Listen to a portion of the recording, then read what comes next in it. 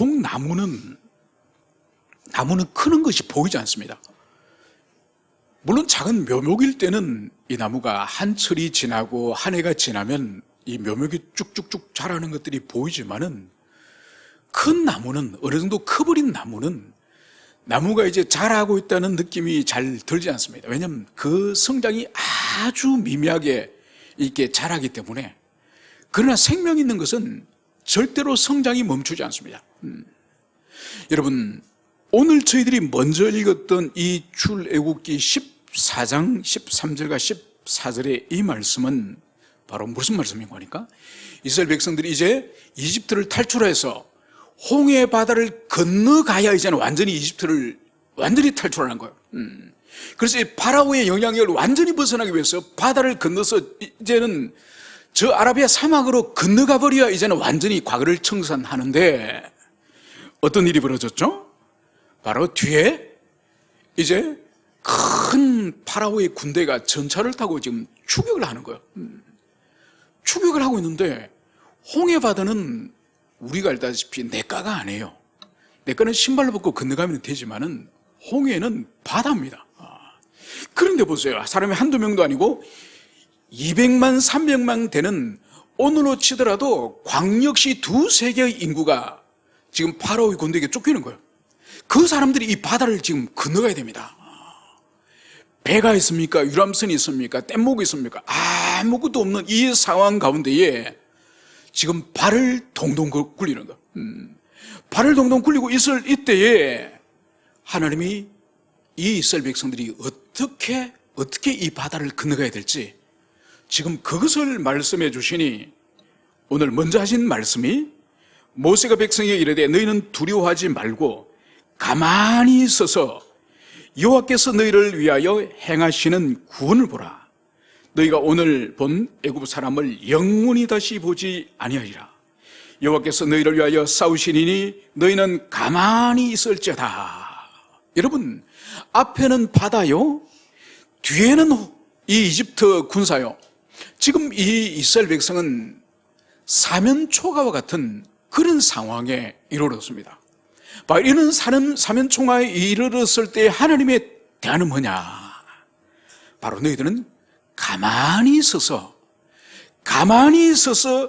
하나님이 너희를 위해서 싸우리니 너희들은 하나님이 어떻게 일하시는지 가만히 있어서 봐라. 이 말씀을 하는 것을 볼 수 있습니다. 여러분, 어린애가 태어나면은 요즘 자동차 뒤에도 아기가 타고 있어요.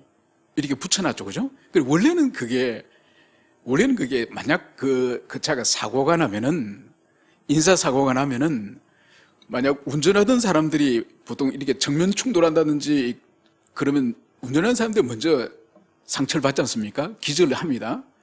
그러려면 의식을 잃은 채로 그 사람들을 처치를 하게 되는 거죠. 제가 한 20년 전이군요. 아침에 학교 간다고, 대학원 간다고 아침에 가는데 저기 청계 그 톨게이트 올라가기 직전에 그 평촌에 그게 딱 커브를 도는데 그게 아침에 차 두 대가 부딪힌 거예요. 차 두 대 승용차랑 이 트럭이 2.5톤 트럭이 부딪혔는데 연기가 나고 있더라고요. 그래서 아주 세게 부딪힌 거죠. 그런데 보니까 양쪽에 다 사람들이 기절을 다 해버려요. 그리고 차 충격이 워낙 크기 때문에 대부분 사람들은, 운전석에 탄 사람들은 다 기절을 다 합니다. 그래서 트럭에 탄 사람은 어떻게 됐는지 목을 다친 거예요. 그래서 목에서 동맥이 터졌어요. 그 피가 쫙 이래 나오는 거예요. 그런데 쾅 충돌하면 문이 안 열리거든요. 그리고 뒤에 유리창을 깨가지고, 손수건을 내가 이 아저씨 목을 꽉 조았습니다. 피가 앞에서 막 펌퍼질하다 쫙쫙 나가니까. 그래서 전화를 해가 119를 불렀죠. 또 저쪽에 승용차를 보니까 승용차도 두 사람이 다 주무시고 계시는 거예요. 기절했다는 거죠. 완전히 정신을 잃어버립니다. 그럼 어떻게 되느냐? 이 사람들을 안전하게 이제 빼내는 게 가장 중요합니다. 그럼 우리는 못해요. 주로 119에 와서 합니다. 그때 급히 환자를 이제 옮기다 보면 보통 어린애기들은 뒤에 있지 않습니까?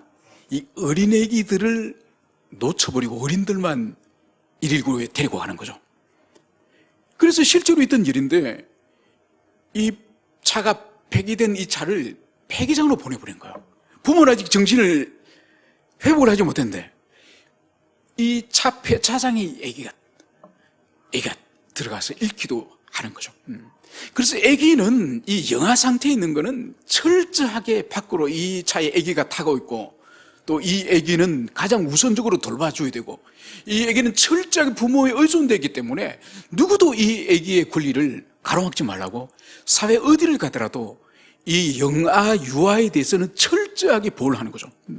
여러분, 그것처럼 이스라엘 백성들이 이집트를 처음 탈출할 때 하나님은 뒤에 쳐들어오고 있는, 뒤에 너희들을 잡으려 하고 있는 이 이집트 군대와 싸우라, 하나님 이 말씀하지 않습니다. 그리고 너희들이 헤엄을 쳐서라도 이 홍해바다를 건너라, 이 말씀하지 않았습니다. 오늘 하나님 뭘 말씀하죠? 모세에게 내가 싸울 테니 너희들은 잠잠히 이 모든 것을 지켜보라. 그래서 이스라엘 백성들은 영적인 영아 상태, 영적인 유아 상태예요. 그래서 영아나 유아는 영아와 유아답게 배를 해줘야 되는 거죠. 그래서 그 아이들에게 싸우라고 말을 해서는 안 되는 거죠. 어느 정도 성장한 사람들에게 사명을 맡기고 일을 맡기고 헌신하십시오, 교회를 섬기십시오, 그렇게 말하지 이제 교회 출석한 사람들에게 그래 말하지는 않는 거죠. 그것처럼 이스라엘 백성들이 이제 유월절을 지내고 지금 홍해바다 앞에 선 사람들에게 하나님께서는 다른 걸 아무것도 요구하지 않습니다. 바로 오늘 너희를 위하여 행하시는 구원을 보라, 여호와께 싸우시는 것을 보라, 이 말씀을 하는 것을 볼 수 있습니다. 그러고 나서 이제 모세가 지팡이로 바다를 치니 어떤 일이 벌어졌습니까? 홍해바다가 쫙 갈라지는 거죠. 쫙 갈라지고 거기에 여호와의 바람이 불어서 물은 이제 양쪽에 이 벽처럼, 물이 벽처럼 높이 이제 쌓아지고 이 사이를 이스라엘 백성들이 이 마른 땅을 통과하지 않습니까? 그래서 마치 수족관잎을 지나가듯이 홍해바다가 갈라지고 그 사이로 이스라엘 백성들이 통과해서 육지에 도착하는 것을 볼 수 있습니다.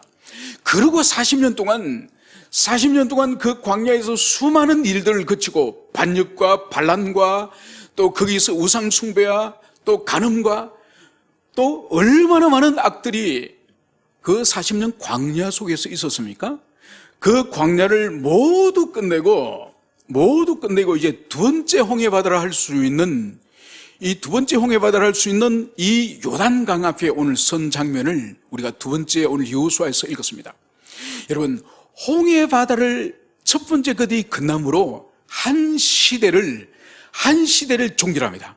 그것은 바로 430년간 노예민족으로서 살아가는 그 수치의 삶을 이제는 그 홍해바다를 건너므로 모든 애국과 관계는 이제는 종결하고 모든 것을 정리하는 것이 바로 첫 번째 홍해를 건넌 거라고 한다면은 오늘 읽었던 이 요단강 앞에서는 바로 물리적 세력으로부터 이집트로부터 결별했다고 한다면은 오늘 여기 두 번째 요단강을 건너는 것은 그들 내면 속에 있는 애국, 그들의 내면 속에 있는 그 노예건성, 그 죄의 관습, 이것을 이별하는 것이 오늘 두 번째 여호수아서 오늘 3장에 있는 이 요단강을 건너는 일이라고 볼 수 있습니다. 여러분, 그렇기 때문에 40년의 세월이 지났습니다. 40년의 세월. 여러분, 인간도 한 40살 정도 되면 어떻게 됩니까? 사람도 40살 정도 되면 철이 들어야 되죠, 그죠? 철이 됩니다. 그래서 이제 40년이 지나고 나서 하나님은 이스라엘 백성들에게 무엇을 말씀하느냐? 오늘 제가 읽어드리면 오늘 13절에서 이렇게 말씀하는 거죠. 온 땅의 주 여호와의 궤를 맨 제사장들이 발바닥이 요단 물을 밟고 멈추면 요단 물 곧 위에서부터 흘러내리던 물이 끊어지고 한 곳에서 사여서리라. 오늘 하나님 말씀하시는 거예요. 먼저 하나님의 이 법궤를 맨 제사장이 세차게 흘러가고 있는 그 요단 강물에 먼저 발을 딱 집어넣으면 어떤 일이 벌어지느냐? 바로 흘러내린 물이 멈추고 그리고 물이 한 곳에 쌓여서 설 것이다. 이 말씀을 하는 것을 볼 수 있습니다. 여러분 40년 전에 하나님의 말씀과 40년 후에 하나님의 말씀의 차이가 뭐죠? 40년 전에는 너희들은 그냥 가만히 하나님이 싸우는 걸 봐라. 하나님이 너희들 위해서 하시는 일하시는 걸 봐라. 마치 어린애기처럼 갓난애기처럼 아무것도 하나님이 이스라엘 백성들이 출애굽한 직후에는 요구하는 것이 없습니다. 그냥 하나님이 싸우는 것을 너희들이 지켜봐라. 이 말씀을 하셨다고 한다면은 이제 40년 후에 이제 요단강을 건너서 드디어 하나님이 약속하신 가나안 땅으로 들어가는 이 점이에요. 이 점에는 뭘 하느냐? 이제는 가만히 있으면 안 됩니다. 가만히 있으면 안 되고 법궤를 맨 제사장들이 지금 현재도 흐르고 있는 이 강물 속으로 들어가라는 거예요. 그래서 하나님의 말씀을 신뢰하고 이 강물 속으로 들어가면 무슨 일이 일어나냐? 바로 물이 멈춰서고 또 물이 한 곳에 물이 쌓인다. 이 말씀을 하는 것을 볼 수 있습니다. 여러분 그래서 이 14절에 보면 이 제사장들이 드디어 언약궤를 메고 백성들보다 먼저 앞서서 이제 나가는 것을 볼 수 있습니다. 그래서 이제 15절 16절 요단이 곡식 거두는 시기에는 항상 언덕에 넘치더라. 궤를 맨 자들이 요단에 이르매 궤를 맨 제사장들의 발이 물가에 잠기자 곧 물 위에부터 흘러내리는 물이 그쳐서 사라단 가까운 매우 멀리 있는 아담성읍 변두리에 일어나 한 곳에 쌓이고. 여러분 이 하나님의 말씀을 이 이스라엘 백성들이 그대로 지금 순종하는 거예요. 특히 제사장이 순종하는 겁니다. 그래서 법궤를 메고 하나님이 시킨 대로 이 흐르는 요단 강물 속으로 들어가는 것을 오늘 여기서 보여주고 있습니다. 그런데 지금 이 시기 요단강을 건너서 가나안 땅으로 들어가는 이 시기는 언제냐? 바로 이 시기는 절기적으로 곡식을 거두는 시기라는 거예요. 그러니까 곡식을 거두는 이 시기니까 이것은 여름이겠죠, 그죠? 차가운 겨울이나 가을이 아닙니다. 그래서 이때 무슨 일이 일어나냐? 겨울에 내렸던 눈이 녹아서 이제 이 요단 강물이 언덕을 넘치더라. 즉 강물이 많이 흘러가지고 범람해가지고 이 요단 강물 언덕이 넘치는, 그래서 물이 마른 갈수기가 아니에요. 건기가 아니에요.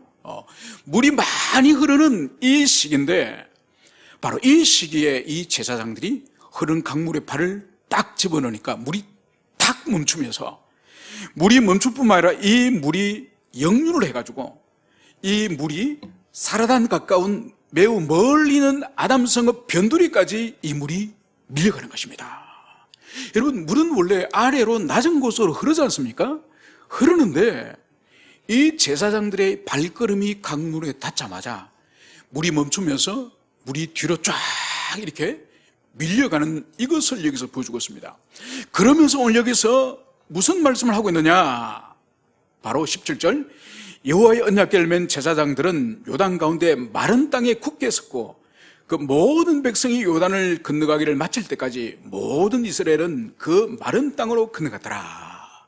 여러분 첫 번째 출애굽 때에 홍해가 갈라질 때에, 홍해가 갈라지고 나서 이스라엘 백성들이 어떤 땅을 건너갔다고 성경에 기록되어 있습니까? 마른 땅을 건너갔다고 되어 있습니다. 그래서 바다의 그 마른 바닥을 이스라엘 백성들이 건너갔다고 한다면은 이제 40년 후에 지금 요단강이 이제 갈라지면서 물이 멈추면서 물이 뒤로 역류를 하면서 이제 요단 강물의 바닥이 어떻게 됐다고요? 제사장이 발을 딛고 있는 그 바닥이, 이스라엘 백성들이 건너가는 그 바닥이 마른 땅을 건너갔다. 제사장들이 마른 지금 강바닥에 서 있다. 이 말씀을 하는 것을 볼 수 있습니다. 여러분 이 홍해 바다를 40년 전에 하나님이 가르쳤다고 한다면은 지금 40년 후에 이 요단강을 지금 가르고 멈추게 하는 이것은 뭔가 하니까 제2의 홍해 바다가 지금 갈라진 거예요. 그래서 40년 전에는 홍해를 직접 가르셨지만은 지금은 요단 강물을 가르시고 강물을 막으셔서 지금 40년 전에 하나님이 함께 하셨던 것처럼 지금도 똑같이 변함없이 홍해를 가르신 하나님이 지금 요단강도 가르시고 홍해 바다를 마르게 하셨던 분이 요단강물도 마르게 하신다는 이것을 지금 이스라엘 백성들이 경험하게 하는 것. 그래서 여기서 볼 수 있는 것은 뭐냐? 하나님의 신실성, 하나님의 불변성, 변함없이 언약 백성들과 함께 하시고 변함없이 그들 앞에 가로막고 있는 홍해를 가르셨던 하나님이 요단을 가르게 하셔서 그들로 하여금 요단을 건너게 하셨다. 그래서 하나님의 신실하심, 변함없는 하나님의 그 사랑을 여기서 보여주는 것이고, 또 이스라엘 백성 편에는 뭔가요? 하나님이 40년 전에는 하나님의 사오심, 하나님의 역사하심, 일하심을 너희들은 그냥 가만히 봐라, 이렇게 말씀하셨다고 한다면은 40년의 세월이 지나간 이후에 하나님이 요구하시는 건 뭐죠? 이제는 지난 40년간에 내가 너희들을 어떻게 사랑하고 구원하였고 언약을 맺었고 너희들이 위기와 어려운 가운데에서 공급해줬고 지켜줬고 모든 것을 함께 해준 그 나의 은총을 너희들이 경험했다고 한다면, 너희들이 신앙이 자랐다고 한다면 이제는 흐르는 강물 속으로 너희들이 먼저 들어가라. 여러분, 홍해바다는 하나님이 다 가르시고 나서, 다 가르시고 마른 땅으로 만드시고 나서 자 얘들아 건너가거라 이렇게 말씀하셨다고 한다면 40년이 지났기 때문에 이들이 영적으로 성숙하고 영적으로 지금 자라가고 있는 거야. 그래서 하나님은 이들을 더 이상 어린 아기로 대우주지 않습니다. 아기로 대우주는 것이 아니라 이제 너희들이 흐르는 강물을 너희들이 먼저 들어가라. 먼저 들어가면은 이제 내가 강물을 멈추게 할 것이다. 하나님이 이 말씀을 하는 거죠. 그래서 이 말씀을 그대로 이스라엘 백성들이 다 순종합니다. 그래서 결국은 40년간 하나님께서 광야에서 돌리시고 연단하시고 훈련하시는 것이 결코 헛된 일이 아니다. 결코 된 일이 아니에요. 여러분, 그래서 여러분이 신앙생활을 하면서 삶을 살면서 인생의 한 단면, 한 단편, 한 달, 어떤 사람은 1년짜리, 3년짜리, 이 정말 영혼이 말라 죽을 것 같은 인생의 이 고통스러운 연단의 시간들이 있습니다. 어떤 사람은 한 달짜리 강력한 하나님의 프로젝트가 있고, 어떤 사람은 1년짜리 아주 피를 말리는 1년짜리도 있고 3년짜리도 있고.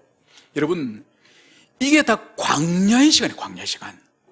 이 광야의 시간은 한 단면, 한 달, 1년, 3년, 그걸 볼 때 너무 견디기 힘들죠. 너무 싫고 힘들고 빨리 지나갔으면 좋겠고, 그걸 못 견디는 사람 뛰쳐나갑니다. 여러분, 그러나 그 모든 것이 광야의 광야, 영혼의 양약이요, 인생의 양약이요, 모든 것이 좋은 거예요. 모든 것이. 그러면 결국은 보세요. 어떻게 됩니까? 40년 전에 하나님이 바다를 갈라시고 나서 겨우 건너갔던 그 사람들이 40년 후에 너희들이 먼저 들어가라. 먼저 강물에 들어가면은 강물이 갈라질 것이다. 여러분, 여기에 누가 불만합니까? 누가 불평합니까? 여러분, 홍해가 갈라지기 전에 무슨 일이 있었는지 압니까? 뒤에서 이스라엘 백성들이 애국 군대가 쳐들어오는 걸 보고 모세와 하나님 앞에 그들이 원망하지 않습니까? 우리를 이 광야에서 죽이려고 그냥 이집트에 두었으면 좋았을 텐데, 그냥 우리가 계속 파라오를 섬기겠다 말하지 않았습니까? 왜 우리를 데리고 나왔습니까? 하나님을 얼마나 원망합니까? 독한 말로. 여러분, 요단강이 이제 건너 갈라질 테니, 갈라지면 너희들이 건너가면 되니까 너희들이 먼저 물속으로 들어가라. 아주 세차게 엄청난 강물이 범람할 정도로 물이 흐르는 그 속으로 들어가라고 말했을 때 이스라엘 백성 누구도 하나님을 원망하지 않고 누구도 여호수아를 원망하지 않습니다. 뭘 보여주는 거죠? 40년간 인내하고 견디고 결국은 감당하니 영적으로 그들이 성장하였음을, 자랐음을, 이것을 보여주고 있습니다.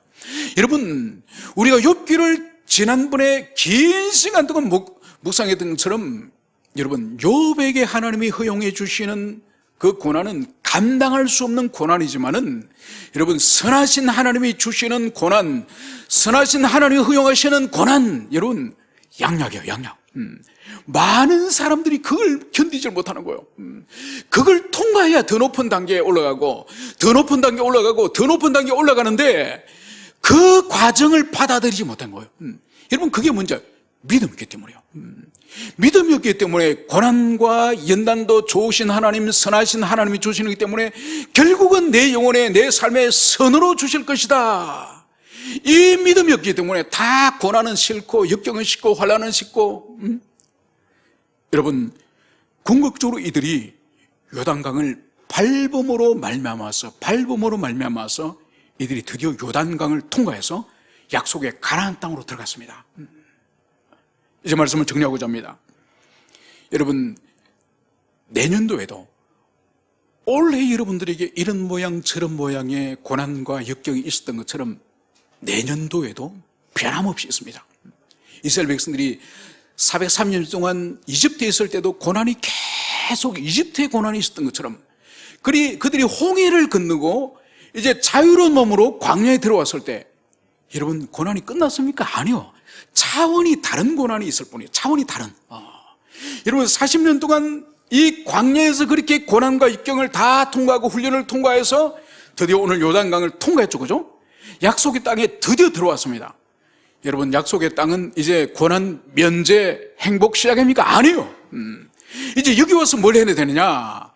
약속의 땅이지만 이 땅을 전쟁을 해서 정복해서 이 땅을 찾아야 돼요. 그래서 이들에게 지금 앞으로 7년의 독립, 이 정복 전쟁이 7년을 기다리고 있습니다. 여러분, 내년도에도 2023년과 다른 차원이 다를 뿐이지 고난은 우리 앞에 있습니다. 그렇기 때문에 여러분, 내년도는 고난이 없을 거다, 좋은 일만 있을 거다, 아예 생각도 하지 마십시오.